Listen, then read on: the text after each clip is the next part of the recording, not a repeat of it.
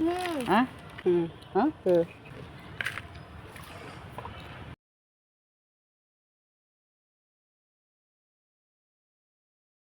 ಗುರುವಿನ ಪಾದಾರವಿಂದಗಳಿಗೆ ವಂದಿಸುತ್ತಾ ನಮಸ್ತೆ ಸ್ನೇಹಿತರೆ, ಮತ್ತೊಮ್ಮೆ cook with Sai Keerthi YouTube ಚಾನಲ್ಗೆ ಸ್ವಾಗತ. ಮಾಟ ಮಂತ್ರದ ಪ್ರಯೋಗ ಇಂದಿಗೂ ಕೂಡ ನಡೆಯುತ್ತಾ, ಅದು ಹೇಗೆಲ್ಲ ನಡೆಯುತ್ತೆ ಅನ್ನೋದನ್ನು ನಾನು ಹಿಂದಿನ ವಿಡಿಯೋದಲ್ಲಿ ಒಂದು ಮಾಟ ಮಂತ್ರದ ವಿಚಾರದ ಬಗ್ಗೆ ನಿಮಗೆ ಕೆಲವೊಂದು ಸ್ಪಷ್ಟತೆಯನ್ನು ಕೊಟ್ಟಿದ್ದೀನಿ. ಆದರೂ ಕೂಡ ಕೆಲವರು ಕಮೆಂಟ್ ಮಾಡಿದರೆ ಅದರ ನಿವಾರಣೆ ಹೇಗೆ, ಹಾಗೆ ಕೆಲವರು ಹೇಳ್ತಾ ಇದ್ದೀರಾ, ಇಲ್ಲಿ ಒಂದು ಉದಾಹರಣೆ ಅಂದರೆ ಒಂದು ಕಮೆಂಟ್ ಬಂದಿದೆ ನನಗೆ, ನೀವು ಹೇಳಿದ ರೀತಿಯೇ ನಾನು ಬಾಬಾರವರ ಭಕ್ತೆ, ಬಾಬಾರವರನ್ನು ತುಂಬ ಪೂಜೆ ಮಾಡ್ತೀನಿ, ನಾಮಸ್ಮರಣೆ ಹಾಗೆ ವ್ರತ ಇವೆಲ್ಲ ಮಾಡಬೇಕಾದ್ರೆ ಇದ್ದಕ್ಕಿದ್ದ ಹಾಗೆ ನಮ್ಮ ಮನೆಯಲ್ಲಿ ಜಗಳ, ಇಲ್ಲದ ಸಮಸ್ಯೆಗಳು ಎದುರಾಗ್ತಾ ಇದ್ದಾವೆ. ಮೊನ್ನೆ ದೇವಸ್ಥಾನಕ್ಕೆ ಹೋಗಿದ್ದೆ, ನಾನೇನಾದರೂ ಕೆಳಗೆ ಬಿದ್ದಿದ್ದರೆ ಆ ಮೊಳೆ ಮೇಲೆ ನಾನು ಬಿದ್ದು ನನಗೆ ತುಂಬ ಗಾಯ ಆಗಬೇಕಾಗಿತ್ತು. ಆ ರೀತಿಯಾಗಿತ್ತು. ತಕ್ಷಣ ಅದು ನಾನು ಎಡವುದೆ, ಸ್ವಲ್ಪ ರಕ್ತ ಬಂತು. ಈ ರೀತಿಯಾಗಿ ಒಂದಲ್ಲ ಒಂದು ರೀತಿಲಿ ನಾನು ಪೂಜೆ ಮಾಡಬೇಕಾದ್ರೆ, ವ್ರತ ಮಾಡಬೇಕಾದ್ರೆ, ನಾಮಸ್ಮರಣೆ ಮಾಡಬೇಕಾದ್ರೆ ಒಂದಲ್ಲ ಒಂದು ರೀತಿಯಲ್ಲಿ ಸಮಸ್ಯೆಗಳು ಎದುರಾಗ್ತಾ ಇದ್ದಾವೆ. ನಾನು ಎಷ್ಟೇ ಪೂಜೆ ಮಾಡಿದರೂ ನನಗೆ ಒಳ್ಳೆಯದಾಗ್ತಾನೇ ಇಲ್ಲ ಅಂಥೇಳಿ ನನಗೆ ಅನ್ನಿಸ್ತಾ ಇದೆ. ಎಲ್ಲೋ ಒಂದು ರೀತಿಯಲ್ಲಿ ಭರವಸೆ ಕಳ್ಕೊಳ್ತಾ ಇದ್ದೀನಿ. ಬಾಬಾರವರ ಮೇಲೆ ಸಂಪೂರ್ಣವಾಗಿ ನಂಬಿಕೆ ಇದೆ, ಆದರೆ ಅವರನ್ನು ಪೂಜಿಸುವಾಗಲೆಲ್ಲ ನನಗೆ ಈ ರೀತಿ ಸಮಸ್ಯೆಗಳು ಎದುರಾಗ್ತಾ ಇದ್ದಾವೆ ಅನ್ನೋ ರೀತಿಯಲ್ಲಿ ನಿಮ್ಮ ಒಂದು ಅಭಿಪ್ರಾಯವನ್ನು ಹಂಚ್ಕೊಂಡಿದ್ದೀರಾ ಸ್ನೇಹಿತರೆ. ಆದರೆ ಇಲ್ಲಿ ನೆಗೆಟಿವ್ ಎನರ್ಜಿ ಇದೆ ಅಂತಲೇ, ಅಂದರೆ ಇಲ್ಲಿ ಕೆಲವೊಂದು ವಿಚಾರಗಳನ್ನು ಹೇಳ್ತೀನಿ, ಕೇಳಿಸ್ಕೊಳ್ಳಿ. ಆಲಸ್ಯ ಆಗಿರ್ಬೋದು, ಇದ್ದಕ್ಕಿದ್ದ ಹಾಗೆ ಮೈ ಮನಸ್ಸಿನ ಭಾರ, ಸುಸ್ತು, ಏನೂ ಕೆಲಸ ಮಾಡೋದಿಲ್ಲ ಆದರೂ ಕೂಡ ಸುಸ್ತು, ಆಯಾಸ ಅಂತ ಹೇಳಿ ಕೆಲಸ ಮಾಡೋದನ್ನು ನಿಲ್ಲಿಸಿ ಸುಮ್ಮನೆ ಮಲಗಿಬಿಡೋದು. ಎದ್ದ ತಕ್ಷಣ ನಿಮಗೆ ನೀವೇ ಹೇಳ್ಕೊಳ್ಳೋದು, ಅಯ್ಯೋ ನನ್ನಿಂದ ಏನೂ ಆಗೋದಿಲ್ಲ, ಯಾಕೆ ಹೀಗೆ ಮಾಡಿದೆ ಅನ್ನೋ ರೀತಿಯಲ್ಲಿ ನಿಮಗೆ ನೀವೇ ಬೈಕೊಳ್ಳೋದು.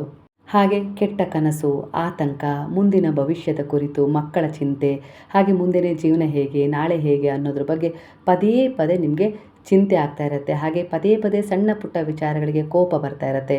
ರಾತ್ರಿ ಕಾರಣವಿಲ್ಲದೆ ಎಚ್ಚರವಾದಾಗ ಮುಂದಿನ ಭವಿಷ್ಯ ಕುರಿತು ಯೋಚಿಸ್ತೀರಾ.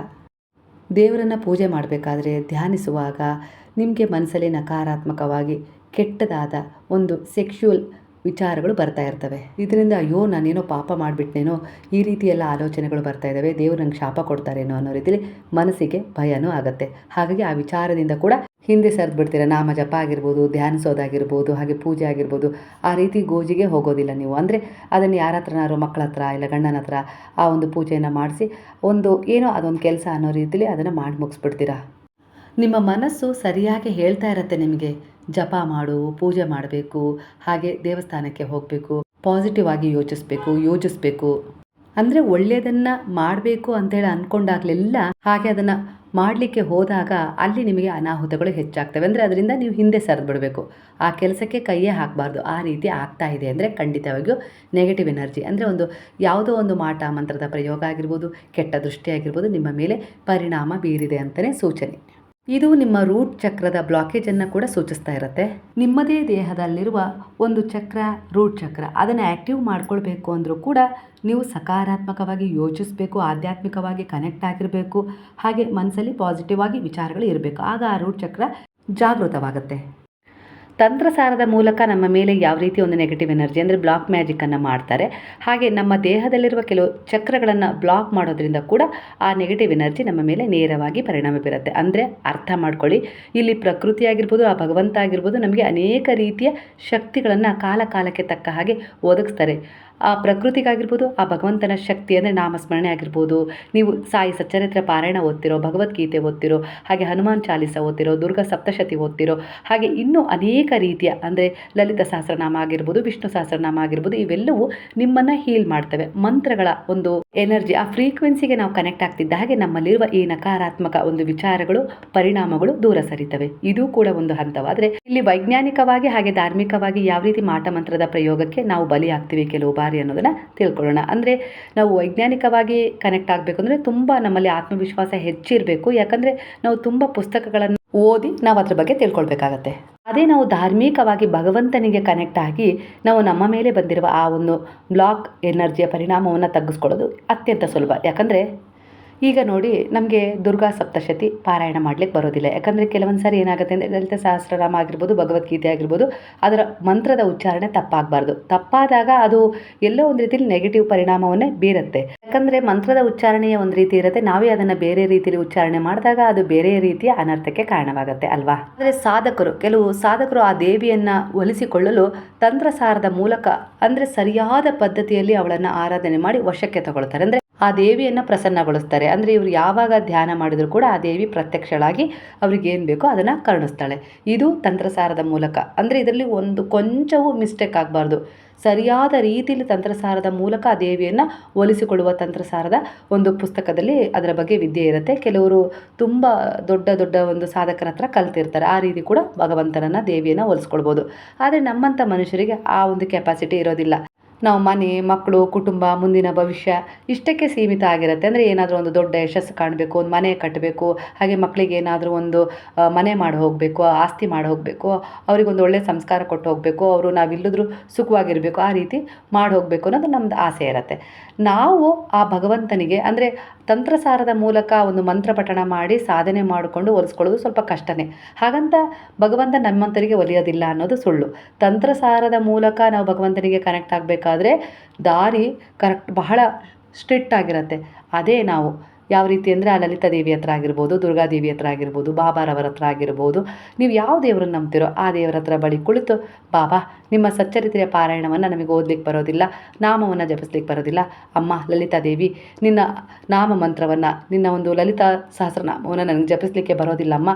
ಹಾಗಾಗಿ ನಾನು ಮುಗ್ಧ ಮನಸ್ಸಿನಿಂದಲೇ ನಿನ್ನನ್ನು ಪ್ರಾರ್ಥನೆ ಮಾಡ್ತೀನಿ, ನಿನ್ನ ಅನುಗ್ರಹ ಆಶೀರ್ವಾದ ನನ್ನ ಮೇಲೆ ಇರ್ಲಮ್ಮ ತಾಯಿ ಅನ್ನೋ ರೀತಿಲಿ ಕೂಡ ನೀವು ಮುಗ್ಧತೆಯಿಂದ ತಾಯಿ ಲಲಿತಾದೇವಿಯೇ ನಮಃ ಅನ್ನೋ ರೀತಿಲಿ, ಓಂ ಸಾಯಿನಾಥಾಯ ನಮಃ ಅನ್ನೋ ರೀತಿಲಿ, ಓಂ ನಾರಾಯಣಾಯ ನಮಃ ಅನ್ನೋ ರೀತಿಲಿ ನೀವು ಆ ಗುರುವನ್ನು ನಂಬಿಕೆ ಇಟ್ಟು ಶ್ರದ್ಧೆಯಿಂದ ನಿಷ್ಕಲ್ಮಶ ಭಾವದ ಮುಗ್ಧತೆಯಿಂದ ಆರಾಧನೆ ಮಾಡಿದರೆ ಖಂಡಿತವಾಗಿ ಆ ತಂತ್ರಸಾರದ ಮೂಲಕ ದೇವಿಯನ್ನು ಹೇಗೆ ಒಲಿಸ್ಕೊಂಡು ಅವಳ ಆಶೀರ್ವಾದವನ್ನು ಪಡ್ಕೊಳ್ತಾರೋ ಅದೇ ರೀತಿ ನಮ್ಮ ಮುಗ್ಧ ಭಕ್ತಿಗೂ ಕೂಡ ಆ ಲಲಿತಾದೇವಿ ಆಗಿರ್ಬೋದು, ಗುರುವಾಗಿರ್ಬೋದು, ಯಾವ ದೇವರನ್ನು ನೀವು ಆರಾಧನೆ ಮಾಡ್ತೀರೋ ಆ ದೈವ ಶಕ್ತಿ ಒಲಿಯುತ್ತೆ.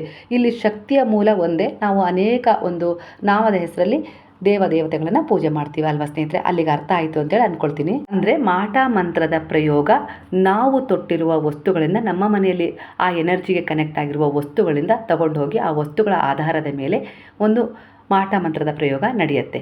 ಖಂಡಿತ ಆ ವಸ್ತುಗಳನ್ನು ಕೂಡ ನಾನು ಮುಂದೆ ತಿಳಿಸ್ತಾ ಹೋಗ್ತೀನಿ. ಆಗ ನಮ್ಮ ಮನಸ್ಸಿಗೆ ಇದ್ದಕ್ಕಿದ್ದಾಗಿ ಏನೂ ಒಳ್ಳೆ ಕೆಲಸ ಮಾಡೋಕ್ಕಾಗೋದಿಲ್ಲ. ಅಂದರೆ ಪಾಸಿಟಿವ್ ಎನರ್ಜಿಗೆ ನಾವು ಕನೆಕ್ಟ್ ಆಗೋದಿಲ್ಲ. ಪಾಸಿಟಿವ್ ಎನರ್ಜಿ ಅಂದರೆ ಯಾವುದು? ಆಧ್ಯಾತ್ಮಿಕ.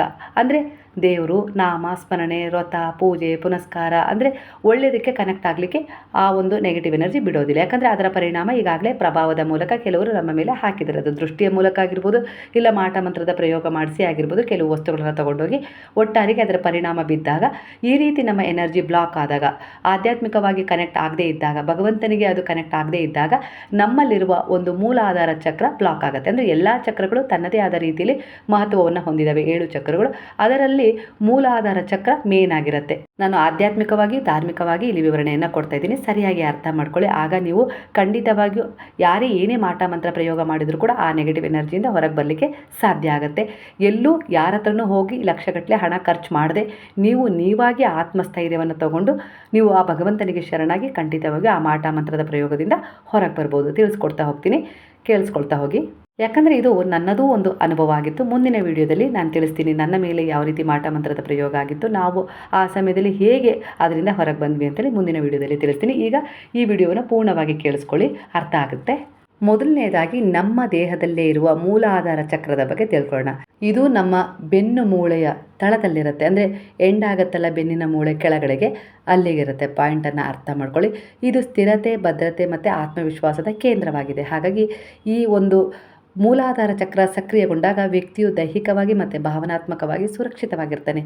ಯೋಗ, ಧ್ಯಾನ, ಪೂಜೆ, ವ್ರತ, ನೈಸರ್ಗಿಕ ಪರಿಸರದಲ್ಲಿರೋದು, ಅಂದರೆ ಪ್ರಕೃತಿಗೆ ಕನೆಕ್ಟ್ ಆಗಿರೋದು, ದಯೆ ಅಂದರೆ ಪ್ರೇಮ, ಸೇವೆಯ ಮನೋಭಾವ, ಈ ರೀತಿಯಾಗಿರ್ತಾನೆ. ಜೀವನದ ಮೇಲೆ ಸುರಕ್ಷತೆಯ ಭಾವ ಹೆಚ್ಚಾಗಿರುತ್ತೆ ಇದು ಆ್ಯಕ್ಟಿವ್ ಆಗಿದ್ದಾಗ. ಆತ್ಮವಿಶ್ವಾಸ, ಭಯ, ಆತಂಕ ತನ್ನಿಂದ ತಾನೇ ಕಡಿಮೆ ಆಗುತ್ತೆ.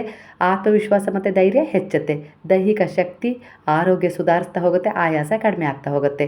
ಹಾಗೆ ಭೂಮಿಯೊಂದಿಗೆ ಸಂಪರ್ಕ ಬೆಳೆಯುತ್ತೆ. ಜೀವನದಲ್ಲಿ ಗಟ್ಟಿತನ ಬರುತ್ತೆ. ಅಂದರೆ ಏನಾದರೂ ಒಂದು ಪ್ರಕೃತಿಗೆ ಕನೆಕ್ಟ್ ಆಗಿರುವಂಥ ವಿಚಾರಗಳನ್ನು ನೀವು ಮಾಡ್ತಾ ಮಾಡ್ತಾ ನಿಮ್ಮ ಜೀವನದಲ್ಲಿ ನೀವು ನಿಮ್ಮನ್ನು ಹೀಲ್ ಮಾಡ್ಕೊಳ್ತೀರಾ. ಆರ್ಥಿಕ ಸ್ಥಿರತೆ, ನಿಮ್ಮ ಜೀವನದಲ್ಲಿ ಆರ್ಥಿಕವಾಗಿ ಕೆಲವೊಂದು ವಿಚಾರಗಳಲ್ಲಿ ನೀವು ಪರಿವರ್ತನೆಯನ್ನು ತಗೊಳ್ತೀರಾ. ಹಾಗೆ ಒಂದು ಹಣದ ಬಗ್ಗೆ ಆಗಿರ್ಬೋದು, ಇನ್ಯಾವುದೇ ರೀತಿ ಒಂದು ವಿಚಾರಗಳ ಬಗ್ಗೆ ಆಗಿರ್ಬೋದು, ಚಿಂತೆ ಕಡಿಮೆ ಆಗ್ತಾ ಹೋಗುತ್ತೆ. ಅಂದರೆ ಈ ಮೂಲಾಧಾರ ಚಕ್ರದ ದೇವತೆ ಗಣೇಶ ಆಗಿದ್ದಾರೆ. ಶಕ್ತಿ ಡಾಕಿನಿ ಶಕ್ತಿಯಾಗಿದೆ. ಸ್ಥಾನ ಎಲ್ಲಿದೆ ಅಂದರೆ ಬೆನ್ನು ಮೂಳೆಯ ತಳ. ಹಾಗೆ ಇದರ ಒಂದು ತತ್ವ ಭೂಮಿ. ಬಣ್ಣ ಕೆಂಪಾಗಿದೆ. ಬೀಜಮಂತ್ರ ಲಮ್ ಆಗಿದೆ. ನೋಡಿ ಎಲ್ಲಿಂದ ಎಲ್ಲಿಗೆ ಕನೆಕ್ಟ್ ಅಂತ ಹೇಳಿ. ಅಂದರೆ ನಾವು ಮಾಟ ಮಂತ್ರ ಯಾರೋ ನಮಗೆ ಮಾಡಿಸಿದ್ದಾರೆ ಅಂಥೇಳಿ ನಾವು ಅದೇ ಸಮಸ್ಯೆಯಿಂದ ಹೊರಗೆ ಬರೋಕ್ಕಾಗೋದಿಲ್ಲ ಅನ್ನೋ ರೀತಿಲಿ ನಾವು ಎಲ್ಲೆಲ್ಲೋ ಹೋಗಿ ಎಷ್ಟೆಷ್ಟೋ ಲಕ್ಷ ಒಂದು ಹಣವನ್ನು ಖರ್ಚು ಮಾಡ್ತೀವಲ್ವ. ಆದರೆ ನಮ್ಮ ಮೂಲಾಧಾರ ಚಕ್ರದ ಮೇಲೆ ನಾವು ಒಂದು ಧ್ಯಾನವನ್ನು ಕೇಂದ್ರೀಕರಿಸಿ ಆ ಗಣೇಶನನ್ನು ಧ್ಯಾನಿಸೋದ್ರಿಂದ ಆತ್ಮವಿಶ್ವಾಸ, ಶಕ್ತಿ, ಭಯದಿಂದ ಮುಕ್ತಿ ಸಿಗುತ್ತೆ. ಅಂದರೆ ಈ ಚಕ್ರ ತುಂಬ ಸ್ಥಿರವಾಗಿದ್ದಾಗ, ಅಂದರೆ ಆ್ಯಕ್ಟಿವ್ ಆಗಿದ್ದಾಗ ಒಬ್ಬ ವ್ಯಕ್ತಿಯು ದೈಹಿಕವಾಗಿ ಮತ್ತು ಭಾವನಾತ್ಮಕವಾಗಿ ಸುರಕ್ಷಿತವಾಗಿರ್ತಾನೆ. ಆ ಸುರಕ್ಷತೆ ಬರಬೇಕು ಅಂದರೆ ನಾವು ಭಗವಂತನಿಗೆ ಕನೆಕ್ಟ್ ಆಗಬೇಕು. ಇಂತಹ ಸಮಯದಲ್ಲಿ ನಮ್ಮ ಒಂದು ಎನರ್ಜಿಯ ಯಾವುದೋ ಒಂದು ವಸ್ತುವನ್ನು ಯಾರೋ ತಗೊಂಡೋಗಿ ಏನೋ ಮಾಟ ಮಂತ್ರದ ಪ್ರಯೋಗ ಮಾಡಿದರು ಅಂದರೆ ನಮಗೆ ನೇರವಾಗಿ ನಮ್ಮ ದೇಹದ ಮೇಲೆ ಪರಿಣಾಮ ಬೀರುತ್ತೆ. ನಮ್ಮ ಒಂದು ದೇಹದ ಮೇಲೆ ಅಂದರೆ ನಮ್ಮ ದೇಹದಲ್ಲಿರುವ 7 ಚಕ್ರಗಳಲ್ಲಿ ಎಲ್ಲ ಚಕ್ರಗಳು ಬ್ಲಾಕೇಜ್ ಆಗ್ತವೆ. ಅದರದ್ದೇ ಆದ ಒಂದು ವಿಶಿಷ್ಟತೆಗಳಿರ್ತವೆ. ನಾನಿಲ್ಲಿ ಮೂಲಾಧಾರ ಚಕ್ರದ ಬಗ್ಗೆ ತಿಳಿಸ್ತಾ ಇದ್ದೀನಿ. ಏನೇನೋ ಹೇಳ್ತಾ ಇದ್ದಾರೆ ಅಂಥೇಳಿ ಗಲಿಬಿಲಿಗೊಳ್ಬೇಡ್ರಿ. ಅಂದರೆ ಮಾಟ ಮಂತ್ರಕ್ಕೂ ನಮ್ಮ ಮೇಲಿರುವ ವಸ್ತುಗಳಿಗೂ ಹಾಗೆ ನಮ್ಮಲ್ಲಿರುವ ಚಕ್ರಗಳಿಗೂ ತುಂಬ ಕನೆಕ್ಟ್ ಇದೆ. ಇವು ಕೆಲವೊಂದು ಸಾರಿ ಇಂಬ್ಯಾಲೆನ್ಸ್ ಆದಾಗ ನಾವು ಮಾಟ ಮಂತ್ರದ ಪ್ರಯೋಗ ಏನು ಮಾಡಿರ್ತಾರಲ್ಲ ಅವರ ಎನರ್ಜಿಗೆ ಕನೆಕ್ಟ್ ಆಗಿ ನಾವು ಜೀವನದಲ್ಲಿ ಅನೇಕ ರೀತಿಯ ಸಮಸ್ಯೆಗಳನ್ನು ಎದುರಿಸ್ತಾ ಹೋಗ್ತೀವಿ. ನಾನು ಹೇಳ್ತಾ ಇರುವ ಅರ್ಥ ನೆಗೆಟಿವ್ ಎನರ್ಜಿ, ಪಾಸಿಟಿವ್ ಎನರ್ಜಿಯ ಬಗ್ಗೆ. ಈ ರೀತಿಯಾಗಿ ನಾವು ಶಕ್ತಿಗಳನ್ನು ಆ್ಯಕ್ಟಿವ್ ಮಾಡಿಕೊಂಡು, ಅಂದರೆ ನಮ್ಮ ದೇಹದಲ್ಲಿರುವ ಕೆಲವು ಚಕ್ರಗಳನ್ನು ಆ್ಯಕ್ಟಿವ್ ಮಾಡಿಕೊಂಡು ಸಾಧನೆಯ ಮೂಲಕ ಅವುಗಳನ್ನು ಸರಿಪಡಿಸ್ಕೊಂಡು ಆ ಮಾಟ ಮಂತ್ರದ ಶಕ್ತಿಯನ್ನು ದೂರ ತಳ್ಬೋದು. ಆದರೆ ಇದು ನಮ್ಮಿಂದ ಅಸಾಧ್ಯ. ಈಗ ನಾವು ಅದನ್ನೆಲ್ಲ ಕಲಿತು ಮಾಡೋಕ್ಕಾಗೋದಿಲ್ಲ ಅಲ್ವಾ. ಅದಕ್ಕೋಸ್ಕರನೇ ನಾನು ಆವಾಗಲೇ ಹೇಳ್ತಾ ಇರೋದು, ತಂತ್ರಸಾರದ ಮೂಲಕ ಹೋದರೆ ಅದಕ್ಕೊಂದು ಇದೇ ದಾರಿ ಅಂತ ಇರುತ್ತೆ. ಅದೇ ದಾರಿಯಲ್ಲಿ ಹೋಗಿ ಮಾಡಬೇಕು. ಅದೇ ನಾವು ಮುಗ್ಧತೆಯಿಂದ ಭಗವಂತನೇ ನಿಂತು ನನಗೇನೂ ಬರೋದಿಲ್ಲಪ್ಪ, ನನಗೆ ಯಾವ ಮಂತ್ರನೂ ಗೊತ್ತಿಲ್ಲ, ಪೂಜೆನೂ ಗೊತ್ತಿಲ್ಲ, ಏನೂ ಗೊತ್ತಿಲ್ಲ, ನೀನೇ ನನಗೆಲ್ಲ ಅನ್ನೋ ರೀತಿಯಲ್ಲಿ ನಿನ್ನಲ್ಲಿ ನಾನು ಶರಣಾಗಿದ್ದೀನಿ, ನೀನೇ ನನ್ನನ್ನು ಮಾರ್ಗದರ್ಶನ ಮಾಡಬೇಕು, ನೀನೇ ನನಗೆ ರಕ್ಷಣೆ ಕೊಡಬೇಕು, ಹಾಗೆ ದಾರಿ ತೋರಿಸ್ಬೇಕು. ಅಂದರೆ ಇಲ್ಲಿ ಶರಣಾಗತಿಯ ದಾರಿಯನ್ನು ನೀವು ಹಿಡಿದ್ರೆ ಖಂಡಿತವಾಗಿಯೂ ಅಲ್ಲಿ ನಿಮಗೆ ಭಗವಂತನ ಆಸರೆ ನಿಮಗೆ ಸಿಗ್ತದೆ.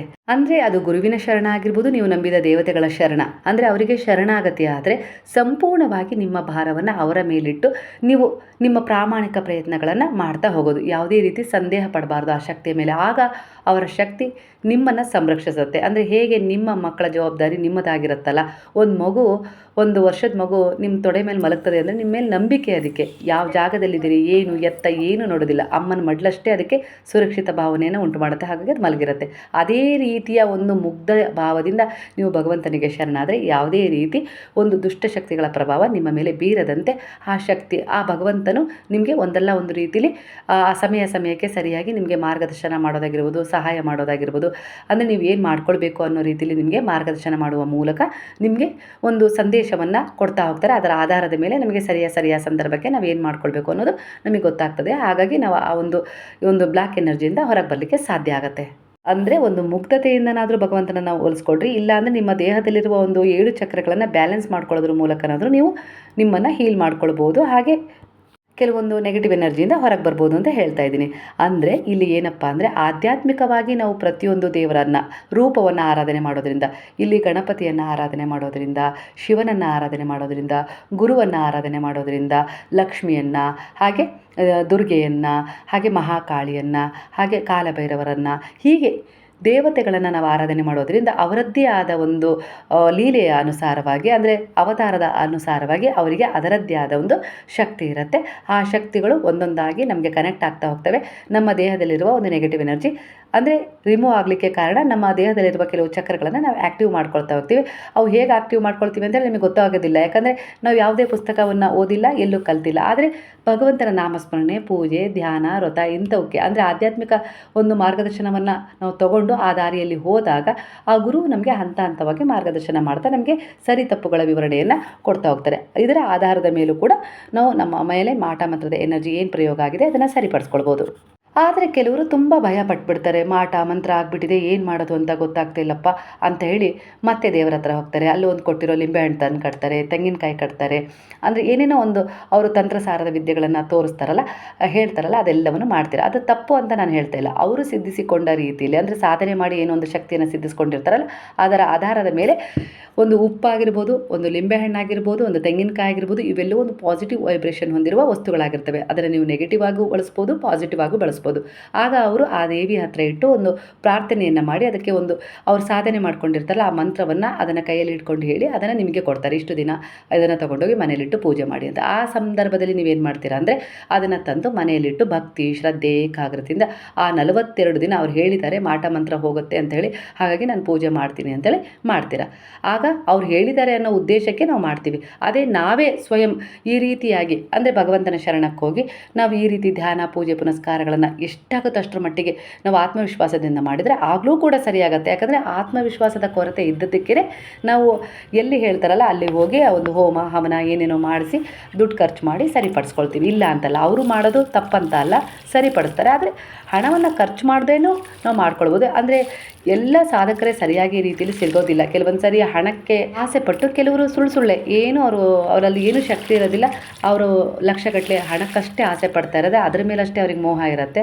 ಹಾಗಾಗಿ ಅವ್ರು ಏನೇನೋ ಮಾಡ್ತಾರೆ, ಆದರೆ ನಮಗದು ಸರಿ ಆಗೋದಿಲ್ಲ. ಅವಾಗ ಹೇಳ್ತೀವಲ್ವ, ಲಕ್ಷಗಟ್ಟಲೆ ಹಣ ಖರ್ಚು ಮಾಡಿದೆ ಯಾವುದೇ ರೀತಿ ಈ ಸಮಸ್ಯೆಯಿಂದ ನಾನು ಹೊರಗೆ ಬರೋಕ್ಕೆ ಸಾಧ್ಯ ಇಲ್ಲ ಅಂತಾರಲ್ಲ, ಹಾಗೆ ಕೆಲವೊಂದು ಸಾರಿ ಏನಾಗುತ್ತೆ ಅಂದರೆ ಸರಿಯಾದವರು ನಮಗೆ ಸಿಗೋದು ಕೂಡ ಕಷ್ಟನೇ. ಒಬ್ಬೊಬ್ಬರು ನಮಗೆ ಯಾವ ರೀತಿ ಕನೆಕ್ಟ್ ಆಗ್ತಾರೆ ಅಂದರೆ ₹1 ಖರ್ಚಿಲ್ಲದೆ ನಮಗೆ ಅವರ ಆಶೀರ್ವಾದ ಮಾಡಿ ನಮ್ಮ ಮನೆಯಲ್ಲಿರುವ ನೆಗೆಟಿವ್ ಎನರ್ಜಿನ ಹೊರಗೆ ಹೋಗಲಿಕ್ಕೆ ಕಾರಣವಾಗ್ತಾರೆ.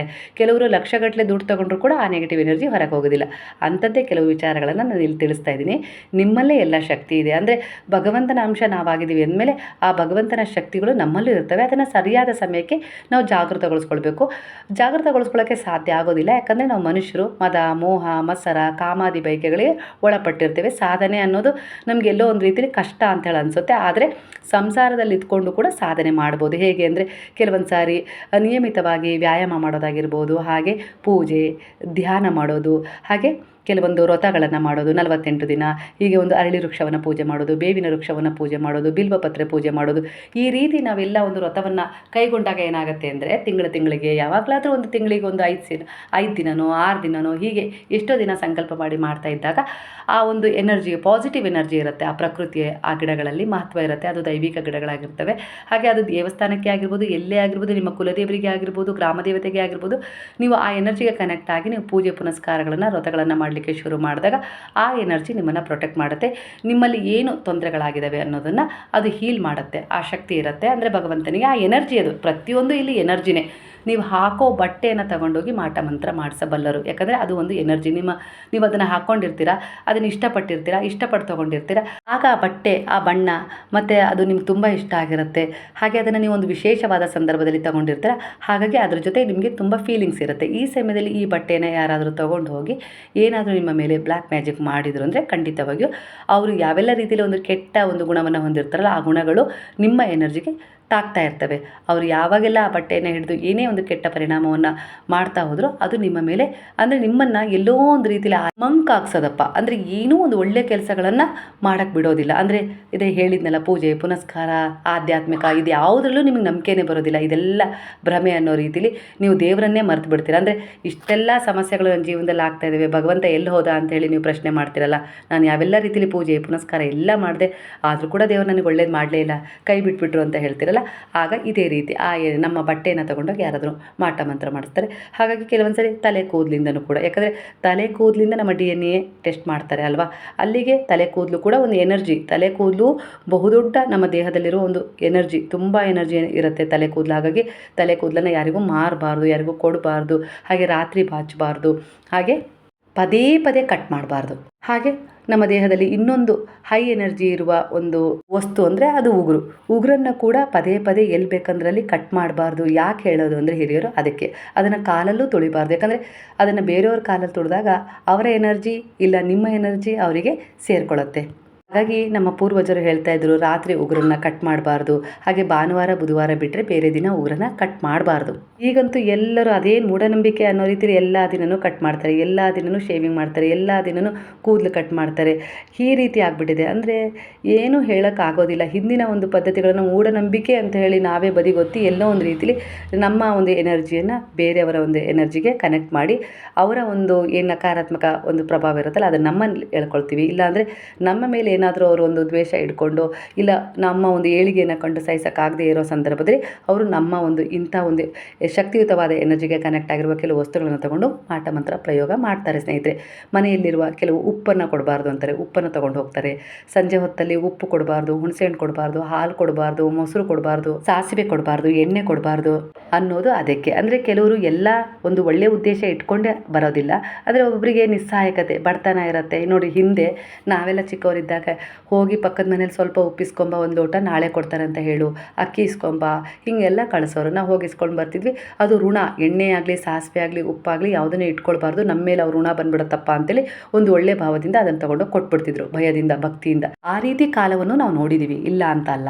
ಕೊಡೋದ್ರಿಂದ ತಪ್ಪಂತ ನಾನು ಹೇಳ್ತಾ ಇಲ್ಲ.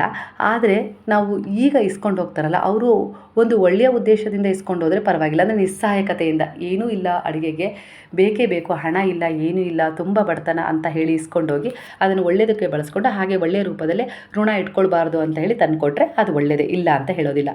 ಉಪ್ಪು ಇಸ್ಕೊಂಡು ಹೋಗ್ತಿದ್ರು ಹಿಂದಿನ ಕಾಲದಲ್ಲಿ. ನಿಮ್ಮ ಅಜ್ಜ ಅಜ್ಜಿನ ಕೇಳಿ ಇಸ್ಕೊಳ್ಳೋರು ಹಾಗೆ ಋಣ ಇಟ್ಕೊಳ್ಬಾರ್ದು ಅಂತೇಳಿ ಕೊಡೋರು.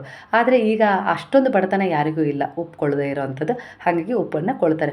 ಮತ್ತು ಇನ್ನೊಂದು ಏನು ಗೊತ್ತಾ, ಹಿಂದಿನ ಕಾಲದಲ್ಲಿ ಉಪ್ಪನ್ನು ಪದೇ ಪದೇ ಕೊಳ್ತಿರ್ಲಿಲ್ಲ, ವರ್ಷಕ್ಕೆ ಒಂದು ಸರಿ ಕೊಳ್ಳೋರು. ಹುಣಸೆಹಣ್ಣು, ಉಪ್ಪು, ಕೆಲವೊಂದು ವಸ್ತುಗಳನ್ನು ಪದೇ ಪದೇ ತರೋದು ಒಳ್ಳೆಯದಲ್ಲ. ಅದನ್ನು ಇಂಥದ್ದೇ ದಿನ ಅಂಥೇಳಿ ತರಬೇಕು ಅಂತ ಇರುತ್ತೆ. ಹಾಗಾಗಿ ನಮ್ಮ ಅಜ್ಜಿ ಮನೆಯಲ್ಲಿ ವರ್ಷಕ್ಕಾಗಷ್ಟು 1-2 ಚೀಲ ಉಪ್ಪನ್ನು ತಂದು ಯಾವಾಗಲೂ ಇಟ್ಬಿಡೋರು. ಅಂದರೆ ಮನೆಯಲ್ಲಿ ಉಪ್ಪು ಖಾಲಿ ಆಗಬಾರ್ದು ಅಲ್ವಾ, ಲಕ್ಷ್ಮಿಯ ಸಂಕೇತ ಅಂತೇಳಿ ತಂದಿಟ್ಬಿಡೋರು. ಹಾಗೆ ಈಗ ನಾವೇನು ಮಾಡ್ತೀವಿ, ಅದನ್ನು ಪದೇ ಪದೇ ಪ್ಯಾಕೆಟ್ ರೂಪದಲ್ಲಿ ಬಂದಿರೋದಕ್ಕೆ ನಮ್ಗೆ ಯಾವಾಗ ಬೇಕು ಅವಾಗ ತರ್ತೀವಿ. ಒಂದೊಂದ್ಸರಿ ಖಾಲಿನೇ ಆಗಿಬಿಟ್ಟಿರುತ್ತೆ. ಈ ರೀತಿ ಖಾಲಿ ಮಾಡ್ಕೊಂಡು ಉಪ್ಪನ್ನು ತರಬಾರ್ದು. ಹಾಗಾಗಿ ನಿಮಗೆ ತಿಂಗಳಿಗೆ ಸಂಬಳ ಆಗುತ್ತಲ್ಲ, ಆ ಸಂಪಾದನೆಯಲ್ಲಿ ನಿಮಗೆ ತಿಂಗಳಿಗೆ ಎಷ್ಟು ಪ್ಯಾಕೆಟ್ ಉಪ್ಪು ಬೇಕೋ ಅದನ್ನು ಮೊದಲ ಸಂಬಳದಲ್ಲಿ ಯಾವಾಗಲೂ ತಿಂಗಳಲ್ಲಿ ತಂದಿಟ್ಕೊಳ್ಬೇಕು. ಅದು ನಿಮ್ಮ ಹಣದ ಸಮೃದ್ಧಿಯನ್ನು ಹೆಚ್ಚಿಸೋದ್ರ ಜೊತೆಗೆ ಮಹಾಲಕ್ಷ್ಮಿ ನಿಮ್ಮ ಮನೆಯಲ್ಲಿ ನೆಲೆ ನಿಲ್ಲೋ ಹಾಗೆ ಮಾಡುತ್ತೆ. ನಾನಿಲ್ಲಿ ಮಾಟ ಮಂತ್ರದ ಟಿಪ್ಸ್ಗಳನ್ನು ಹೇಳ್ತೇನೆ. ಮಧ್ಯದಲ್ಲಿ ಇದನ್ನು ಕೂಡ ನಿಮಗೆ ಹೇಳಿದ್ದೀನಿ, ನಿಮಗೆ ಉಪಯೋಗ ಆಗುತ್ತೆ ಅಂತೇಳಿ. ಯಾವಾಗಲೇ ಮೊದಲ ದಿನ ಸಂಬಳ ಆಗುತ್ತಲ್ಲ ಆ ಸಮಯದಲ್ಲಿ ಉಪ್ಪನ್ನು ತಂದರೆ ತುಂಬ ಒಳ್ಳೆಯದು.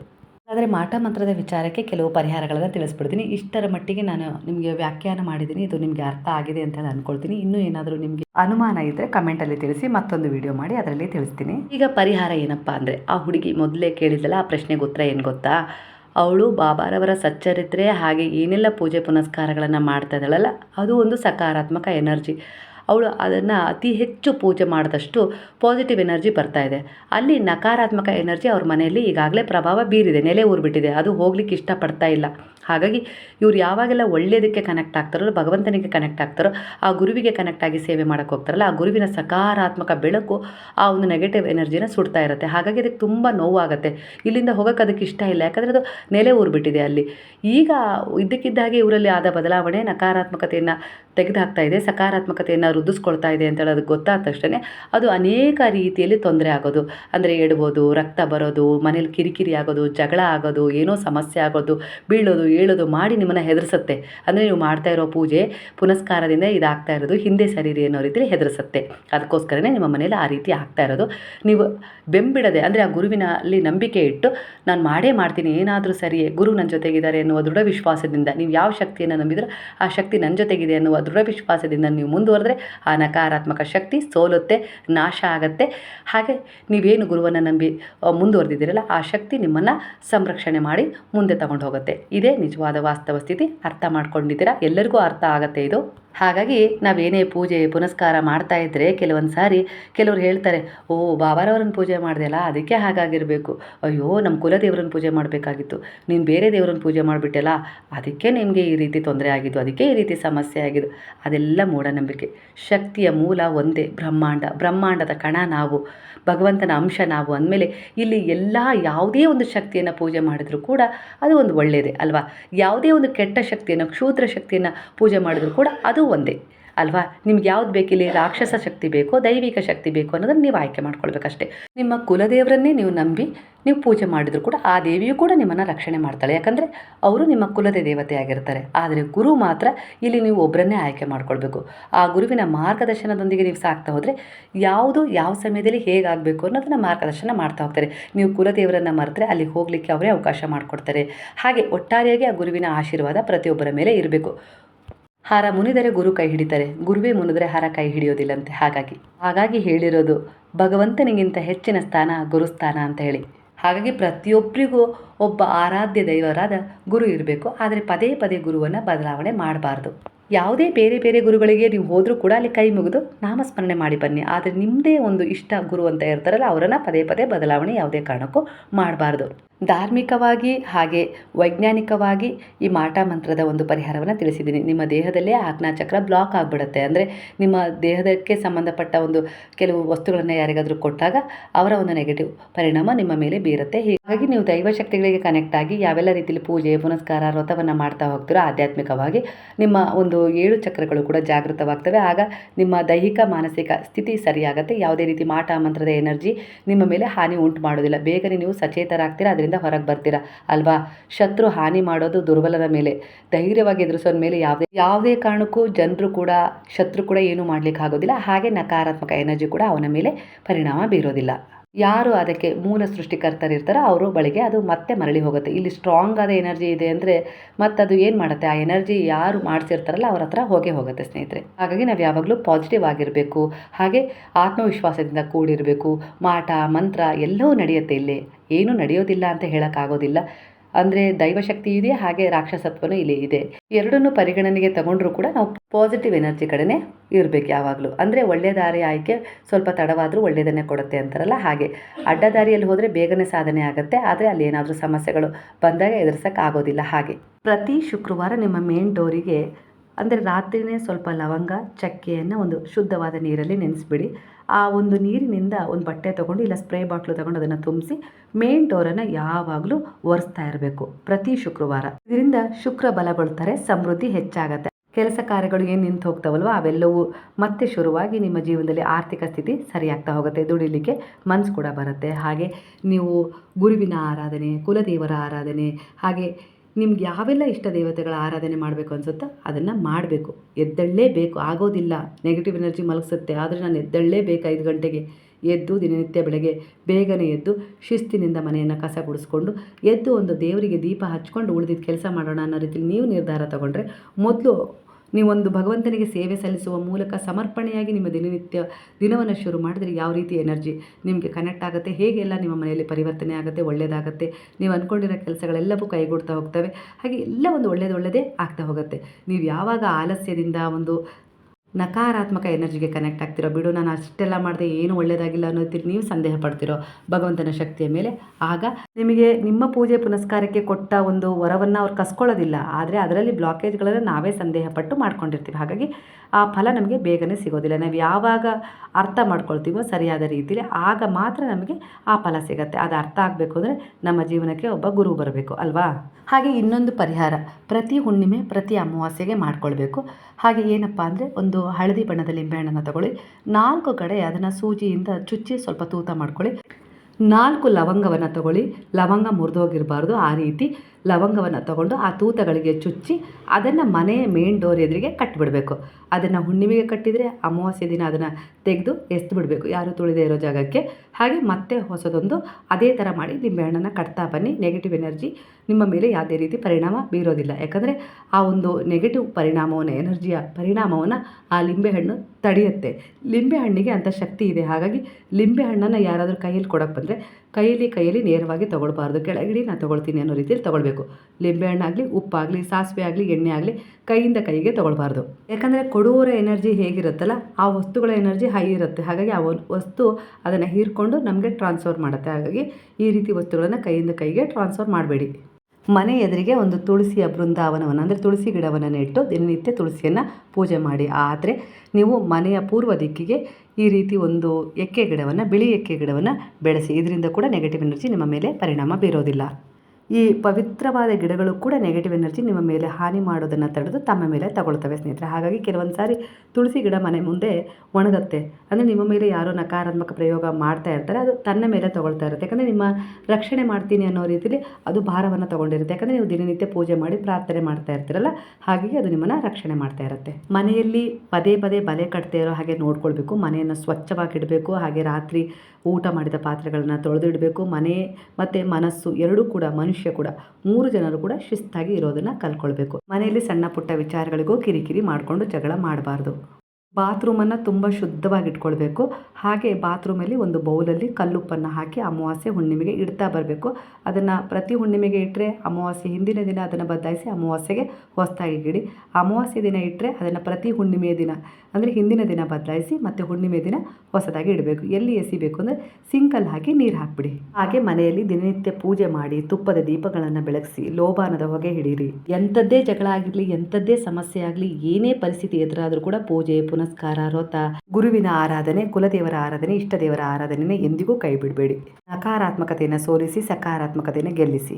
ಮನೆಯಲ್ಲೇ ಸಿಗುವ ಕೆಲವು ವಸ್ತುಗಳು ಹಾಗೆ ಗಿಡ, ಮರ, ಬಳ್ಳಿಗಳು ನಮ್ಮನ್ನು ಹೀಲ್ ಮಾಡ್ತವೆ, ಹಾಗೆ ನಮ್ಮನ್ನು ಪ್ರೊಟೆಕ್ಟ್ ಮಾಡ್ತವೆ. ಹಾಗೆ ಮಾಟ ಮಂತ್ರದ ಶಕ್ತಿಯ ಪ್ರಭಾವದಿಂದ ನಮ್ಮನ್ನು ರಕ್ಷಿಸ್ತವೆ. ನಾವು ನಂಬಿ ಅವುಗಳಿಗೆ ಕನೆಕ್ಟ್ ಆಗಬೇಕಷ್ಟೇ. ಭ್ರಮೆ ಅಂದರೆ ಇಡೀ ಜೀವನವೇ ಭ್ರಮೆ. ನಂಬಿಕೆ ಇಟ್ಟರೆ ಖಂಡಿತವಾಗಿಯೂ ಇಡೀ ಜೀವನವೇ ಒಂದು ನಂಬಿಕೆಯಾಗಿ ಬದಲಾಗ್ತಾ ಹೋಗುತ್ತೆ. ಹಾಗಾಗಿ ಗುರುವಿರಬೇಕು ನಮ್ಮ ಜೀವನದಲ್ಲಿ, ನಮಗೆಲ್ಲ ರೀತಿಯ ಒಂದು ಅರಿವನ್ನು ಮೂಡಿಸೋಕ್ಕೆ.